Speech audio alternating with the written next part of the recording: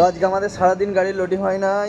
আমি বাজার থেকে গিয়ে কিছু সবজি নিয়ে চলে এলাম রুটি খাওয়ার জন্য। আমি আর হাকিম যে ফুলকপি আলু দিয়ে মানে ফুলকপি আলু মশলা হবে। তো ফুলকপিটা এখন কাটিং চলছিল। তো ফুলকপিটা ভাজা হয়ে গিয়েছিল আর এইদিকে আমাদের যেই পাঁচ মিশালি সবজিটা আছে সেটাও ভাজাভাজি চলছিল। এটা ক্লিপ কাট, এই ক্লিপটা কাটতে হবে, নাহলে দেখলে কিন্তু কেলাবার মনে হয়। তো এইদিকে পেঁয়াজে বেরেস্তা হয়ে গিয়েছিল চালু, আর এদিকে ফুলকপিও ভাজা হয়ে গিয়েছে। টলায় আছে দেখতেই পাচ্ছ, সব ভাজা হয়ে গিয়েছে। আর রুটি নিয়ে চলে এসেছি 12টা। আমার আছে 12টা রুটি, হাকিমের আছে 6টা রুটি। আমি হয়ে গিয়েছিল রেডি, এবার ডিমটা দিয়ে দেবে। ডিমটা দেওয়ার পর আলু ফুলকপি মশলা গোটায় যেই গোটা সবজি আছে সেগুলো দিয়ে দেবো।